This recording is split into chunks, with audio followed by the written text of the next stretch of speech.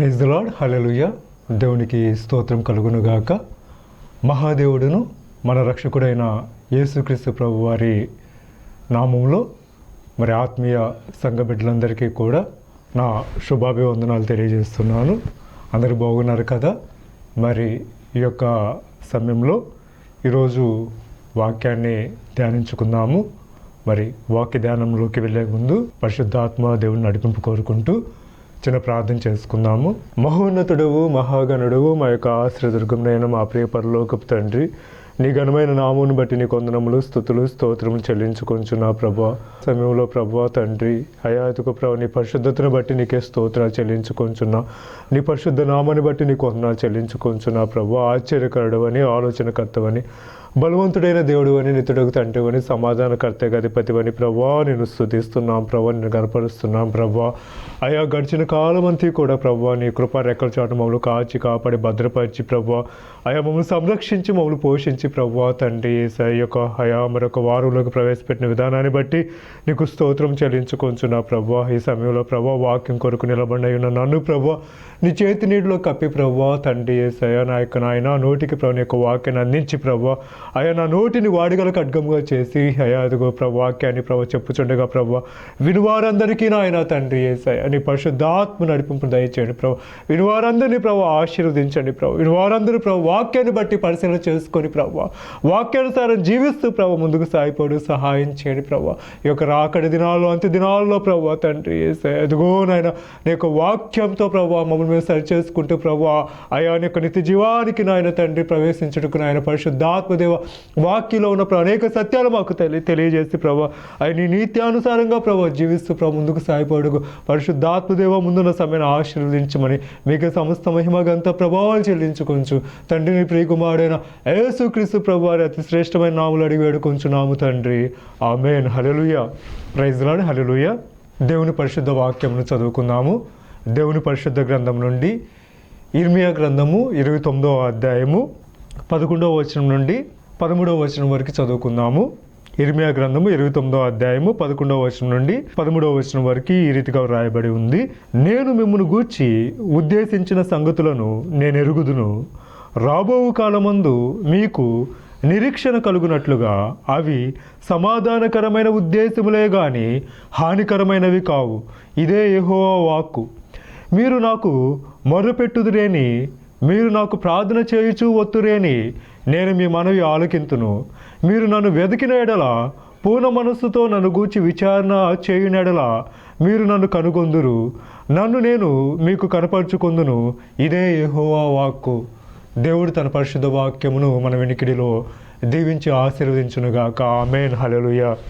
ఇక్కడ దేవుని యొక్క వాక్యం సెలవిస్తుంది, ఇదే యెహోవా వాక్కు అని దేవుడు మాట్లాడుతున్నాడు. యెహోవా వాక్కు అంటే యెహోవా యొక్క మాట. దేవుని యొక్క మాట సత్యమైనది. యెహోవా వాక్కు మరి ఏదైనా మనకి సెలవిచ్చిన ఎడల అది తప్పక జరిగేదిగా ఉంటుంది అని దేవుడు స్పష్టంగా తెలియజేస్తూ ఉన్నాడు. ఇక్కడ గమనించినట్లయితే ఇశ్రాయేలును ఉద్దేశించి దేవుడు కొన్ని శ్రేష్టమైన మాటలను తెలియజేయటము జరుగుతూ ఉంది. ఇశ్రాయేలును గూర్చి దేవుడు అంటూ ఉన్నాడు, నేను మిమ్మును గూర్చి ఉద్దేశించిన సంగతులను నేను ఎరుగుదును. దేవుడు ఉద్దేశించిన సంగతులు దేవునికి మాత్రమే తెలుసు. దేవుడు ఉద్దేశించిన సంగతులు మరి నీ గురించి ఉద్దేశించిన సంగతులు నీకు తెలియకపోవచ్చు, నా గురించి ఉద్దేశించిన సంగతులు నాకు తెలియకపోవచ్చు, కానీ దేవుడికి స్పష్టంగా తెలుసు. అందుకే మరి నా కుమారుడా, నీ గురించి ఉద్దేశించిన సంగతులు నీవి ఎరగవు, కానీ నీ గురించి నేను ఉద్దేశించిన సంగతులు నేను ఎరుగుదునని దేవుడు స్పష్టంగా తెలియజేయడం జరుగుతూ ఉంది. మరి అటువంటి సంగతులు ఎలాంటివని దేవుడు సెలవిస్తూ ఉన్నాడంటే, అవి రాబో కాలమందు నీకు నిరీక్షణ కలుగునట్లు అవి సమాధానకరమైన ఉద్దేశములే గాని హానికరమైనవి కావు. ఇదే యెహోవా వాక్కు అని దేవుడు స్పష్టంగా మరి తెలియజేస్తూ ఉన్నాడు. అవి రాబో కాలమందు మీకు నిరీక్షణ కలుగునట్లుగా అంటే మీకు ఆశ కలుగు చేయనట్లుగా నేను మీ గురించి ఉద్దేశించిన సంగతులు ఏవై ఉన్నావో అవి సమాధానకరమైనవే కానీ హానికరమైనవి ఏవి కావని దేవుని యొక్క లేఖనం సెలవిస్తుంది. దేవుడు మన గురించి ఉద్దేశించిన సంగతులు సమాధానకరమైనవి. దేవుడు మన గురించి ఉద్దేశించిన సంగతులు చాలా మన యొక్క జీవితాల్లో మేలు చేసేవి, మనకి మంచి కలుగజేసేవి దేవుని యొక్క ఉద్దేశాలు. అక్కడ ఎటువంటి సందర్భంలో దేవుడు మాట్లాడుతూ ఉన్నాడంటే, ఇశ్రాయేలీయులు నెబుకద్నెజరు చక్రవర్తి ఈ యొక్క ఇశ్రాయేలు దేశానికి వచ్చి ఇశ్రాయేలీయుల్ని, యూదుల్ని బబులోను దేశానికి తీసుకొని వెళ్ళిన తరువాత దేవుడు చెప్తున్న మాటలు. యూదులందరినీ కూడా బబులోను దేశానికి తీసుకెళ్ళిన తర్వాత బబులోను దేశంలో వారు 70 సంవత్సరాలు చెరగా ఉన్న సమయంలో వారు పడుతున్న కష్టాలకు, వారు పడుతున్న నిందలకు, వారు అనుభవిస్తున్న అవమానాలకు దేవుడు ఏమని తెలియజేస్తున్నాడంటే, నేను సమాధానకరమైన ఉద్దేశాలే కానీ హానికరమైన ఉద్దేశాలు నీ ఎడల కలిగి లేను అని స్పష్టంగా తెలియజేస్తున్నాడు. ఆ పై వచనాల్లో మనం గమనించినట్లయితే 29వ అధ్యాయం 4వ వచనంలో దేవుడు అంటాడు, ఇశ్రాయేలు దేవుడును సైన్యములకు అధిపతి యెహోవా తన ప్రేరేపణ చేత బబులోనుకు చెర తీసుకొని పోబడిన వారికి అందరికీ ఈలాగు ఆజ్ఞ ఇచ్చుచున్నాడు. వీరు బబులోను దేశానికి వెళ్ళటానికి కారణము ఏంటంటే వారి యొక్క పాపాన్ని బట్టి.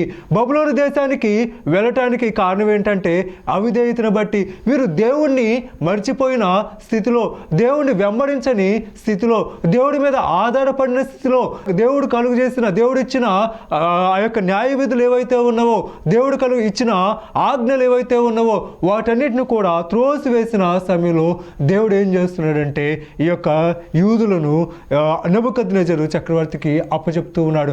అందుకే దేవుడు తన ప్రేరేపణ చేత అంటున్నాడు. ఎవరు ప్రేరేపణ చేత?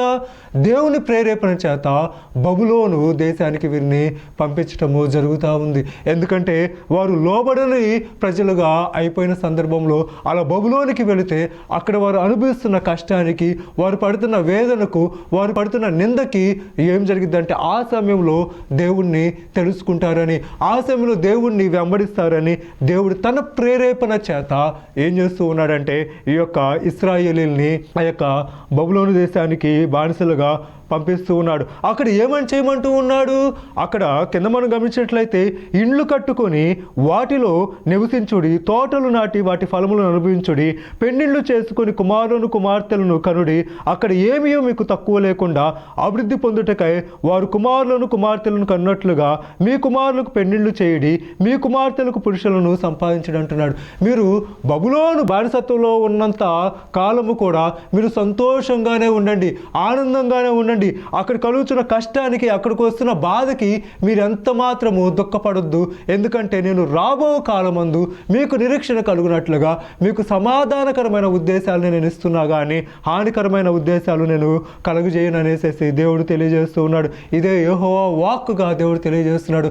మరి మనము దేవునికి దూరంగా వెళ్ళిపోయినప్పుడు, దేవుని యొక్క ప్రసన్నతకు దూరంగా వెళ్ళిపోయినప్పుడు, దేవుని వెంబడించిన సమయాల్లో, దేవుని మాట వినని సమయంలో దేవుడు మనల్ని కూడా ఏం చేస్తాడంటే కొన్ని కష్టాలకి గురి చేసి మరలా దేవుడు మనల్ని తన వైపు త్రిప్పుకోవటము జరుగుతూ ఉంటుంది. హల్లెలూయా.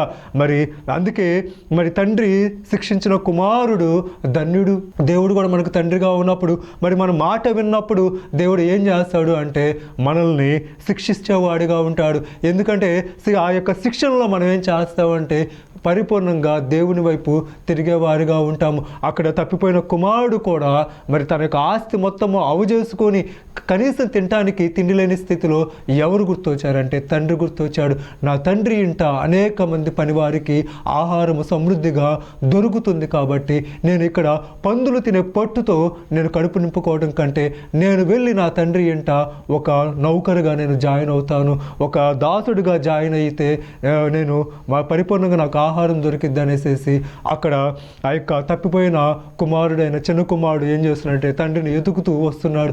అలాగే మనం కూడా దేవునికి అవిధేయత చూపించే సమయంలో దేవుడు ఏం చేస్తాడంటే మనల్ని కష్టాల బాటలో నడిపిస్తాడు. ఆ కష్టాల బాటలో మరలా మనము దేవుడిని జ్ఞాపకం చేసుకున్నప్పుడు దేవుడు మన వైపు చూచేవాడిగా ఉంటాడు. మరి మనల్ని ఉద్దేశించిన సంగతులను మరి మన యొక్క జీవితాల్లో చేసేవాడిగా ఉంటాడు. మనకు నిరీక్షణ కలుగునట్లుగా సమాధానకరమైన వాటిని మన యొక్క జీవితాల్లో జరిగించి మనలో ఉన్న అసమాధానాన్ని తీసివేసేవాడిగా ఉంటాడని దేవుడు తెలియజేస్తూ ఉన్నాడు. ఇంకా 12వ వచనంలో అంటూ ఉంటారు, మీరు నాకు మొరపెట్టుదురేని, మీరు నాకు ప్రార్థన చేయుచు వత్తురేని, నేను మీ మనవి ఆలకింతునంటున్నాడు. ఏం చేయాలి? దేవునికి మనము మొర్ర పెట్టాలి, దేవునికి ప్రార్థన చేయాలి. మీరు నాకు మొరపెట్టుదురేని, మీరు నాకు ప్రార్థన చేయుచు వత్తురేని, నేను మీ మొర ఆలకిస్తానని దేవుడు స్పష్టంగా తెలియజేస్తూ ఉన్నాడు. మరి ప్రార్థన ఆలకించువాడు మన దేవుడు, ప్రార్థన వినేవాడు మన దేవుడు, ప్రార్థనకు జవాబు దయచేసేవాడు మన యొక్క దేవుడు. మన యొక్క ప్రార్థన త్రోసివేయక మనం చేసే ప్రతి కన్నిటి ప్రార్థనకు వెనక ఒక గొప్ప విజయాన్ని కలుగజేసేది మన యొక్క దేవుడై ఉన్నాడు.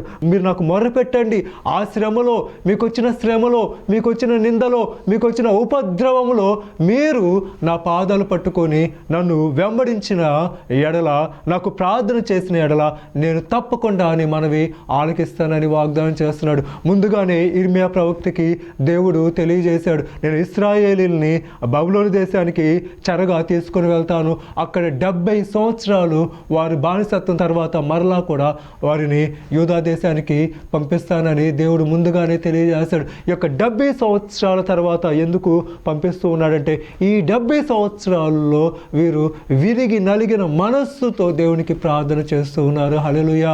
విరిగి నలిగిన మనస్సుతో దేవుణ్ణి వెతుకుతూ ఉన్నారు, దేవునికి మొరపెడుతూ ఉన్నారు, దేవునికి ప్రార్థన చేస్తూ వస్తూ ఉన్నారు. కాబట్టి దేవుడు వారి యొక్క శ్రమలన్నిటినీ కూడా చూచి ప్రతి శ్రమ నుండి వారికి గొప్ప విడుదల కలుగజేసి వారిని తిరిగి సురక్షితంగా ఆ యొక్క యూదా దేశానికి పంపించడము జరుగుతూ ఉంది. మీరు నాకు ప్రార్థన చేయుచు వత్తురేని, నేను నీ మనవి ఆలకిస్తానన్నప్పుడు ఆ యెషయా గ్రంథం ఒకసారి చూద్దాం. యెషయా గ్రంథం 65వ అధ్యాయము 24వ వచనం మనకు చూసినట్లయితే, యెషయా గ్రంథం 65:24లో దేవుడు మాట్లాడుతూ ఉంటాడు. ఏమంటూ ఉంటాడంటే, వారికి ఇలాగు జరుగును, వారు ఈ వేడుకొనక మునుపు నేను ఉత్తరమిచ్చేదను, వారు మనవి చేయుచుండగా నేను ఆలకించేదను అంటున్నాడు. హల్లెలూయా!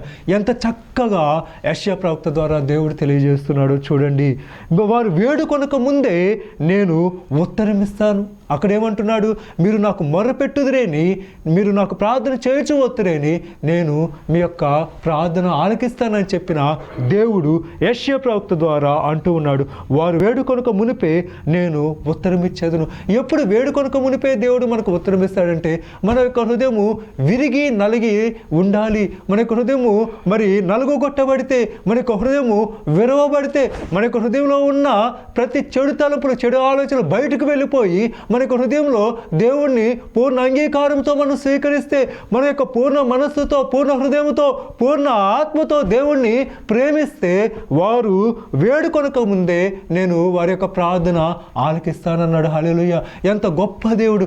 ఒకే ఒకటి మనల్ని అడుగుతున్నాడు దేవుడు యొక్క సమయంలో, మన యొక్క హృదయాన్ని అడుగుతున్నాడు. మన యొక్క హృదయంలో ఉన్న చెడును తీసేసుకోమంటున్నాడు. అందుకే హృదయ శుద్ధి గల వారు ధన్యులు, వారు దేవుని చూచెదరని దేవుడు మాట్లాడుతూ ఉన్నాడు. మన హృదయం పరిశుద్ధంగా ఉంటే మనము దేవుణ్ణి చూచేవారిగా ఉంటాము. మన యొక్క హృదయం శుద్ధి చేయబడితే మనము దేవుని యొక్క దర్శనాలను పొందుకునే వారిగా ఉంటాము. అదేవిధంగా వారు మనవి చేయుచుండగా నేను వారి యొక్క ప్రార్థన ఆలకిస్తానని దేవుడు యెషయా ప్రవక్త ద్వారా తెలియజేస్తూ ఉన్నాడు. మరి ఈ యొక్క సమయంలో నీ సమస్య ఏదైనా కూడా, నీ యొక్క నింద ఏదైనా కూడా, అయ్యో నా యొక్క జీవితము పాపంలో కూరుకుపోయిందే, ఎవరు కూడా మరి నా యొక్క పాపాంధకారంలో ఉన్న జీవితాన్ని బయటకు తీసుకు వచ్చేవారు ఎవరూ లేరే అని కుమిలిపోతున్న సమయంలో దేవుడు అంటాడు, నా కుమారుడా నేనున్నాను, నిన్ను పాపపు సంఖ్యల నుండి బయటకు తీసుకొచ్చే శక్తివంతుడైన దేవుడను నేనున్నాను, పాప బంధకాల నుండి విడుదల కలుగజేసే విమోచకుడుగా నేను ఉన్నాను. కనుక నా వైపు చూడు, నా వైపు చూచి నాకు ప్రార్థన చెయ్యి. నువ్వు ప్రార్థన చేస్తూ ఉన్నప్పుడు నీవు మనవి చేయుచుండగా నేను నీ ప్రార్థన ఆలకించి నీ పాపమంతటిని కూడా కడిగివేసి నీ యొక్క అపవిత్రత అంతటిని కూడా తుడిచి తుడిచివేసి నిన్ను నేను నా బిడ్డగా హత్తుకుంటానని దేవుడు తెలియజేస్తూ ఉన్నాడు. ఎంత గొప్ప మాటలు దేవుడు మనకు తెలియజేస్తున్నాడో చూడండి. అదేవిధంగా కీర్తనల గ్రంథము 145వ అధ్యాయము 18వ వచనం ఒకసారి చదువుదాము. కీర్తనల గ్రంథము 145వ అధ్యాయము 18వ వచనంలో, తనకు మొరపెట్టు వారికి అందరికీ, తనకు నిజముగా మొరపెట్టు వారికి అందరికీ యెహోవా సమీపముగా ఉన్నాడు. తన యందు భయభక్తులు గల వారి యొక్క కోరిక ఆయన నెరవేర్చును. వారి మొర ఆలకించి వారిని రక్షించును. తనకు మొరపెట్టు వారికి అందరికీ, దేవునికి నిజముగా మొరపెట్టు వారందరికీ యెహోవా సమీపముగా ఉన్నాడు. దేవునికి నీకు దూరం ఎంత? నీకు ఆకాశానికి దూరం ఎంత? నీకు మరి అంతరిక్షంలో ఉన్న అనేక నక్షత్రాలకి దూరం ఎంత? అంటే కొన్ని వందల లక్షల కిలోమీటర్ల దూరంలో మనం ఉన్నాం. ఎక్కడికి? భూమికి ఆకాశానికి, భూమికి నక్షత్రాలకి, భూమికి సూర్యుడికి, లేకపోతే భూమికి నక్షత్రాలకి, భూమి మీద నివాసం ఉంటున్న నీకు అంతరిక్షానికి కొన్ని లక్షల కిలోమీటర్ల దూరము ఉంది. మరి అంతరిక్షము కూడా దాటుకుంటూ వెళ్తే అంతరిక్షం కన్నా కూడా ఇంకా ఎత్తులో ఎవరున్నారంటే దేవుడు ఉన్నాడు. ఎంత దూరంలో ఉన్నాడంటే లక్షల కోట్ల కోట్ల కోట్ల కిలోమీటర్ల దూరంలో దేవుడు ఉంటే, దేవుడు ఈ సమయంలో నీతో చేస్తున్న వాగ్దానం ఏంటంటే, నువ్వు మొర్ర పెట్టగలిగితే, నువ్వు ప్రార్థన చేయగలిగితే, నువ్వు నిజముగా మొర్రపెట్టగలిగితే, మొర్రపెట్టు, నీకు దేవుడు సమీపముగా ఉన్నాడు. హల్లెలూయా! ఎంత సమీపముగా ఉన్నాడంటే నీ హృదయము బయట నిలబడి నీ హృదయాన్ని తట్టుతూ ఉన్నాడు. నా కుమారుడా తలుపుతి, నా కుమారుడా తలుపుతి, నేను నీ యొక్క హృదయంలోనికి వస్తాను అని దేవుడు మాట్లాడుతూ ఉన్నాడు. కాబట్టి మనము మొరపెట్టేటప్పుడు నిజముగా మొరపెట్టాలి. నిజముగా మొరపెట్టాలి అన్నప్పుడు మరి నిజముగా కూడా అబద్ధంగా కూడా మొరపెట్టేవారు ఉంటారా అంటే మరి నటించేవారు ఎంతోమంది ఉంటారు. మన యొక్క ప్రార్థన నటనాపూర్వకంగా ఉండకూడదు, కానీ నిజముగా దేవునికి మొరపెట్టినప్పుడు దేవుడు తన యొక్క గొప్ప కార్యాలు చేసేవాడిగా ఉంటాడని దేవుని యొక్క లేఖనాలు సెలవిస్తూ ఉన్నాయి. ఇశ్రాయేలుని జ్ఞాపకం చేసుకుందాం. ఆశ్రమంలో ఉన్న ఇశ్రాయేలును జ్ఞాపకం చేసుకుంటున్నప్పుడు వారు 70 సంవత్సరాలు కూడా ఎంతో బాధతో, ఎంతో కన్నీటితో, ఎంతో మరి దుఃఖముతో మొర్ర పెడుతున్నారు. నిజముగా మొర్ర పెడుతున్నారు. అయ్యో, యూదా దేశంలో ఉన్నప్పుడు ఎంతో స్వేచ్ఛతో జీవించాము ప్రభువా, ఎంతో స్వేచ్ఛను మీరు మాకు ఇచ్చారు ప్రభువా. అయ్యా, అంత స్వేచ్ఛ ఇచ్చినప్పటికీ కూడా నిజ దేవుడు అయిన నిన్ను మర్చిపోయి నిజానికి దేవుళ్ళు కాని వారిని మేము పూజించాము ప్రభువా. అయ్యో, మేము భ్రష్టులం అయిపోయాము ప్రభువా, మమ్మల్ని క్షమించు ప్రభువా, హృదయపూర్వకంగా క్షమించు ప్రభువా అని దేవుని యొక్క పాద సన్నిధిలో వారి యొక్క కన్నీటిని కార్చారు. అలా మనం కూడా కన్నీరు కారుస్తూ దేవునికి ప్రార్థన చేస్తే దేవుడు మన యొక్క ప్రార్థన ఆలకించేవాడిగా ఉన్నాడు. ఆయన సమీపముగా ఉన్న దేవుడు. అందుకే యెహోవా సమీపముగా ఉన్నప్పుడు ఆయన్ను వేడుకొనుడి, ఆయన దొరుకు కాలంలో ఆయన్ని వెతుకుడి. దేవుడు దొరికే కాలంలో మనం వెతకకపోతే దేవుడు దొరకని కాలం ఒకటి వస్తుంది. దేవుడు దొరకని కాలంలో దేవుడిని ఎంత వెతికినా కూడా కనపడడు. వెతుకుదాంలే, దేవుని వెతుకుదాంలే అని నీ యొక్క ఆయువు మొత్తాన్ని కూడా నువ్వు సద్వినియోగం చేసుకోకపోతే, నీ యొక్క ఆయుష్ని దేవుని యొక్క సన్నిధికి అప్పచెప్పకపోతే, ఆయుష్ అంతా కూడా క్షీణించిపోయిన తర్వాత, నీ వయసు అంతా ఉడికిపోయిన తర్వాత దేవుణ్ణి వెతకాలి అన్న ఆశ కలిగినప్పటికీ కూడా నువ్వు దేవుణ్ణి వెతకలేవు. యవ్వనంలో ఉన్నాములే, మరి నడిప్రాయంలో ఉన్నాములే, వయసు ఉందలే, మన ఇష్టానుసారంగా జీవిద్దాము, మరి వయసు అంతా అయిపోయిన తర్వాత ఆ వయసులో ఏమి చేయగలము, ఇంకా ఆ సమయంలో దేవుని వెతుకుదాములే అనుకుంటే ఆ సమయానికి నువ్వు బ్రతకవో, జీవించవో నీకు తెలియని పరిస్థితి. అందుకే దేవుడు దొరికే కాలంలోనే దేవుని వెతకాలి.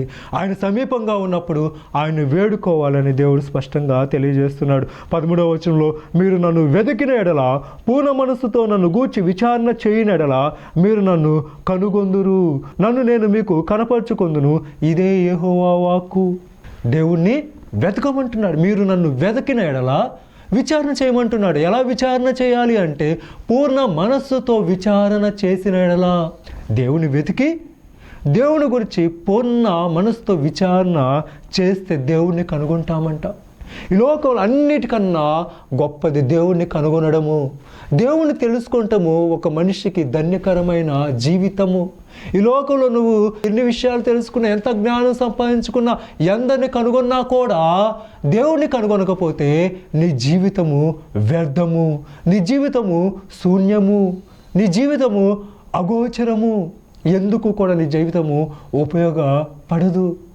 క్షణికమైన సుఖము కొరకు, క్షణికమైన సంతోషము కొరకు ఈ లోకంలో మనము ప్రాకులాడకూడదు.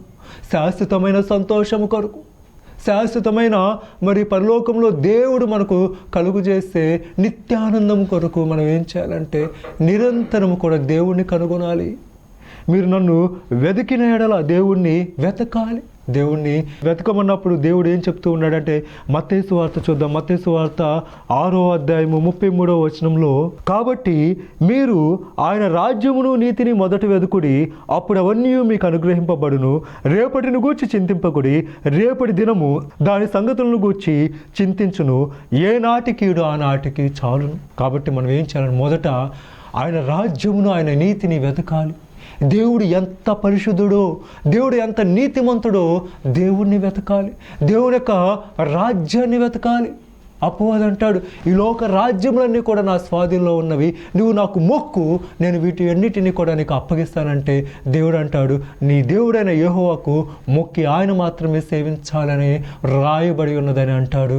మరి దేవునికి మొక్కి ఆయనను మాత్రమే మనము సేవించగలిగితే దేవుడు ఏం చేస్తాడంటే పరలోక రాజ్యాన్ని మనకిస్తాడు. ఆయన యొక్క రాజ్యాన్ని వెతకడం అంటే ఇక్కడ ఏదో కాదు, కానీ ఆయనకి మొక్కి దేవుణ్ణి సేవించటమే ఆయన యొక్క రాజ్యాన్ని వెతకటము. అపవాది రాజ్యాలన్నీ చూపించాడు. దేవుడు ఒక్క మాట అన్నాడు, నీ దేవుడైన యెహోవాకు మొక్కి ఆయన మాత్రమే సేవించాలి. నేను నా దేవుడైన నా తండ్రిని నేను మొక్కి ఆయన మాత్రమే సేవిస్తున్నాను కాబట్టి సమస్తాన్ని కూడా తండ్రి నాకు అనుగ్రహించాడు. నాకు అనుగ్రహించిన దానిలో నేను ఏది కోల్పోక అంత్యదినమున నేను దానిని లేపుతాను. అదే నా యొక్క తండ్రి చిత్తము. ఆ తండ్రి చిత్తాన్ని నెరవేర్చడానికే మనుష్య కుమారుడుగా నేను ఈ లోకానికి వచ్చాను సాతానా అని దేవుడు అపవాదిని గద్దిస్తూ ఉన్నాడు. మరి దేవుని యొక్క రాజ్యాన్ని వెతకడం అంటే మరి దేవునికి మొక్కి ఆయనను మాత్రము సేవించినప్పుడు ఆయన యొక్క రాజ్యాన్ని వెతికేవారిగా ఉంటాము. దేవుని యొక్క నీతిని వెతకటం అంటే ఎప్పుడు కూడా ఆయన యొక్క రక్తాన్ని మనము కప్పుకోవాలి. మరి ఆయన యొక్క రక్తము చేత మనము నీతిమంతులుగా తీర్చబడినప్పుడు, ఆయన యొక్క రక్తము చేత నీతిమంతులుగా కడగబడినప్పుడు మనల్ని దేవుడు ఏం చేస్తున్నాడంటే పరిశుద్ధమైన యాజక సమూహముగా, రాజులైన యాజక సమూహంగా దేవుడు మరుస్తూ ఉన్నాడు. కాబట్టి ఆయన యొక్క నీతిని వెతకటం అంటే ఏదో కాదు, కానీ దేవుని యొక్క రక్తంలో మనల్ని మనము కడుగుకోవడము, దేవుని యొక్క రక్తంలో మన యొక్క పాపు వస్త్రాలను కడుగుకొని తెలుపు చేసుకోవటము అని దేవుడు తెలియజేస్తూ ఉన్నాడు. మరి అటువంటి రక్తంతో మనము కప్పబడి ఆ యొక్క రక్తంలో కడగబడితే మనము దేవుని యొక్క నీతిని వెతికేవారమని దేవుడు తెలియజేస్తూ ఉన్నాడు. ఆయన యొక్క రాజ్యాన్ని, ఆయన నీతిని వెతికినప్పుడు అన్నీ కూడా అనుగ్రహిస్తానంటున్నాడు.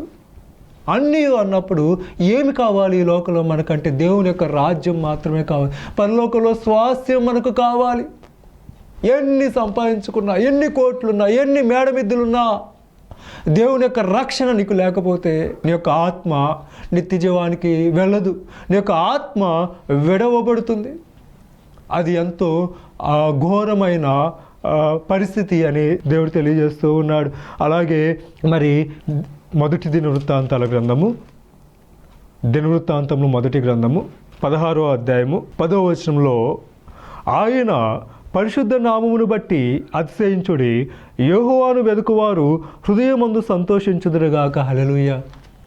దేవుని వెతికేవారు ఎలా ఉంటారు అంటే హృదయమందు సంతోషించేవారిగా ఉంటారు. హృదయంలో సంతోషం మనకు కావాలంటే మనం ఏం చేయాలంటే దేవుణ్ణి పరిపూర్ణంగా వెతకాలి అని దేవుడు తెలియజేస్తున్నాడు. అదేవిధంగా పూర్ణ మనసుతో నన్ను గూర్చి విచారణ చేయని ఎడల మీరు నన్ను కనుగొందురు. దేవుణ్ణి ఎలా విచారణ చేయాలంటే పూర్ణ మనస్సుతో విచారణ చేయాలి. అలా పూర్ణ మనస్సుతో విచారణ చేసినప్పుడు దేవుణ్ణి కనుగొంటారు. అప్పుడు దేవుడు అంటున్నాడు, నన్ను నేను మీకు కనపరుచుకుందును. పూర్ణ మనస్సుతో ఇక్కడ దేవుణ్ణి ఎలా విచారణ చేయాలి అంటే ఒకసారి సమూయేలు మొదటి గ్రంథము 23వ అధ్యాయం చూద్దాము. సమూయేలు మొదటి గ్రంథము 23వ అధ్యాయము 2వ వచనంలో, అంతట దావీదు, నేను వెళ్ళి ఈ ఫిలిస్తీన్లను హతము చేయుదునా అని యెహోవా యొద్ద విచారణ చేయగా, యెహోవా, నీవు వెళ్ళి ఫిలిస్తీన్లను హతము చేసి కెయీలాను రక్షించమని దావీదునకు సెలవిచ్చెను. అక్కడ గమనించినట్లయితే ఫిలిస్తీన్లు కెయీలా అనే ఒక గ్రామంలో ఆ యొక్క మరి ధాన్యపు కళ్ళముల మీద పడి దోచుకుంటున్న సందర్భంలో కెయీలా వారందరూ కూడా ఫిలిస్తీన్లకు భయపడిపోతూ ఉన్న సందర్భంలో దావీదు మహారాజు దేవునికి విజ్ఞాపన చేస్తున్నాడు. దేవుని యొద్ద విచారణ చేస్తూ ఉన్నాడు. ఏమని? నేను వెళ్ళి ఫిలిస్తీన్లతో యుద్ధము చెయ్యనా వద్దా ప్రభువా? మరి నువ్వు యుద్ధానికి వెళ్ళమంటే నేను వెళ్తాను, యుద్ధానికి వెళ్ళవద్దంటే నేను ఆగిపోతానని విచారణ చేస్తున్నాడు. మనం కూడా ఏదైనా ఒక పని చేసేటప్పుడు దేవుని యొద్ద విచారణ చేయాలి. విచారణ చేసి, ప్రభువా ఈ యొక్క పని చేస్తున్నాను, చెయ్యనా వద్దా? ఆ ప్రదేశానికి వెళుతున్నాను, వెళ్ళనా వద్దా అని మనము విచారణ చేయాలి. అలా విచారణ చేసే సందర్భంలో దేవుడు మనకు హృదయానికి ప్రేరేపణ కలుగు చేస్తాడు. నా కుమారుడు ఆ ప్రదేశానికి వెళ్ళు అన్నప్పుడు మనము వెళ్ళాలి, ఆగిపో అన్నప్పుడు ఆగిపోవాలి. అలా విచారణ చేయకుండా మరి ఎవరో పిలిచారు ఏదో చేయాలన్న ఉద్దేశంతో మనం వెళ్ళిపోతే అనేక సమస్యల్లో మనం చిక్కుకునే వారిగా ఉంటాము. ఇక్కడ మరి దావీదు మహారాజు విచారణ చేస్తూ ఉన్నప్పుడు, నేను ఫిలిస్తీన్ల మీదకి యుద్ధానికి వెళ్ళి వారితో మరి యుద్ధము చేయనా ప్రభు అని అంటున్నప్పుడు, దావీదు నువ్వు ఫిలిస్తీన్ల మీదకి యుద్ధానికి వెళ్ళమని దేవుడు తెలియజేస్తూ ఉన్నాడు. మరలా తర్వాత ఆ కెయీలా వారందరూ కూడా భయపడిపోయి, వద్దు యుద్ధానికి వద్దు, వారితో మనము జయము పొందలేము, వారిని ఓడించలేమని కెయీలా వారు అన్నప్పుడు మరలా దావీదు మహారాజు ఏం చేస్తాడంటే దేవుని యొక్క మందిరానికి వెళ్ళి దేవుని యొక్క సన్నిధికి వెళ్ళి విచారణ చేస్తాడు. ప్రభువా ఫిలిస్తీన్ల మీదకి యుద్ధానికి వెళ్ళనా వద్దంటే దావీదు ఫిలిస్తీన్ల మీదకి యుద్ధానికి వెళ్ళు అని దేవుడు సెలవిచ్చినప్పుడు ఈ యొక్క దావీదు మహారాజు ఆ కెయీలాకి వెళ్ళి ఆ యొక్క ఫిలిస్తీన్లతో యుద్ధము చేసి ఫిలిస్తీన్ని ఓడించారు. ఆ రీతిగా ఫిలిస్తీన్ని పట్టుకొని వారి దగ్గర ఉన్న మరలా వారు దోచుకున్న కళ్ళాలని ఆ యొక్క కెయీలా ప్రాంతంలో ఉన్న మనుషులకి అప్పచెప్తారు. ఆ రీతిగా దావీదు ఫిలిస్తీన్ల మీద గొప్ప జయము పొందుతాడు. అదేవిధంగా ఇక్కడ దేవుడు ఏమంటున్నాడంటే, మరి పూర్ణ మనసుతో నన్ను గూర్చి విచారణ చేయనడలా మీరు నన్ను కనుగొందురు. దేవుని గురించి విచారణ చేసే విషయంలో మనం ఏం చేయాలి? పూర్ణ మనస్సుతో విచారణ చేయాలి, పూర్ణ హృదయంతో విచారణ చేయాలి. మరి విచారణ అంటే ఏంటంటే ఎంక్వైరీ అనమాట. అంటే మనము ఒక ప్రయాణం చేసేటప్పుడు ఎంక్వైరీలో ఆ యొక్క ఫ్లైట్ ఎన్నింటికి ఉంది, లేకపోతే ఆ ట్రైన్ ఎన్నింటికి ఉందో తెలుసుకుంటేనే మనం వెళ్ళగలుగుతాం, కానీ లేకపోతే వెళ్ళలేము. పరలోక రాజ్యానికి కూడా మనం వెళ్ళాలి అంటే మనం ఏం చేయాలంటే దేవుని యొద్ద ఎంక్వైరీ చేయాలి. దేవుని యొద్ద విచారణ చేస్తూ ఉన్నప్పుడు ఎప్పటికప్పుడు కూడా దేవుని యొక్క సన్నిధిలో విచారణ చేస్తూ మనం కనిపెట్టుకుని ప్రార్థన చేసినప్పుడు దేవుణ్ణి కనుగొనేవారిగా ఉంటాము, దేవుణ్ణి వెతికేవారిగా ఉంటాము. అప్పుడు దేవుడు తను తాను మనకి కనపరుచుకుంటూ ఉంటాడు. మరి దేవుణ్ణి వెతకాలి. అదేవిధంగా దేవుని యొద్ద విచారణ చేసినప్పుడు మరి దేవుడు మన గురించి ఉద్దేశించిన ప్రతి సంగతి కూడా ఆయన నెరవేర్చేవాడిగా ఉంటాడు. మన గురించి విచారించిన సమాధానకరమైన విషయాలన్నీ కూడా నెరవేర్చేవాడిగా ఉంటాడు. అందుకే రాబో కాలం ముందు మీకు నిరీక్షణ కలుగునట్లుగా అవి సమాధానకరమైన ఉద్దేశములే కానీ హానికరమైనవి కావు. ఇదే యెహోవా వాక్కు అంటున్నాడు. ప్రభువా మరి నా గురించి ఉద్దేశించిన ప్రతి ఒక్క ఆలోచన కూడా సమాధానకరమైంది. నేను ఈ రోజు నుండి కూడా నిన్ను వెతికి పూర్ణ మనసుతో నీ గురించి విచారణ చేసి నీ యొక్క సన్నిధిలో కనిపెట్టుకుంటాను ప్రభువా అని తీర్మానంతో మనం ముందుకు సాగిపోవాలని దేవుడు తెలియజేస్తూ ఉన్నాడు. ఆ రీతిగా జీవించడం పరిశుద్ధాత్ముడు మనకు సహాయము చేయనుగాక. ఆమేన్. మహోన్నతుడా, మహాగణుడా, మా యొక్క ఆశ్రయదుర్గమా, అయా నీ ఘనమైన నామును బట్టి నీకు వందనములయ్యా, స్తుతులు స్తోత్రములయ్యా. అయా యొక్క నాయన సమయంలో ప్రభువా తండ్రి యేసయ్యా, అయా పూర్ణ మనస్సుతో ప్రభువా అయా నీ గురించి విచారించుటకు నాయన, అయా పరిపూర్ణంగా నేను వెతుకుటకు నాయన తండ్రి, అయా ఇదిగో నీకు ప్రార్థన చేయుటకు, నీకు మొరపెట్టుటకు నాయన ఈ రోజు నుండి ప్రభువా నాయన తండ్రి యేసయ్యా నూతనమైన హృదయాన్ని, నూతనమైన తలంపు, నూతనమైన ఆలోచన మాకు సమృద్ధిగా దయచేసి నీ బలమైన కార్యములు జరిగించి ప్రభు అంతవరకు నీకు నమ్మకమైన సాక్షిగా నిలబెట్టుకొని అయా ఇదిగో ప్రభువా తండ్రి నీ యొక్క రాకడికై మమ్మల్ని సిద్ధపరచండి తండ్రి. అయ్యా నీకు రాకడలో ఎత్తబడే వధువు సంఘంలో మేము ఉండేటకు పరిశుద్ధాత్మదేవ సహాయం చేసి ముందుకు నడిపించమని తండ్రి నీ ప్రియకుమారుడైన యేసుక్రీస్తు ప్రభువు అతి పరిశుద్ధమైన నామములో అడిగి వేడుకొంచున్నాము తండ్రి. ఆమేన్. హల్లెలూయా. Praise Lord. అందరికీ వందనాలు. దేవునికి స్తోత్రం. హల్లెలూయా.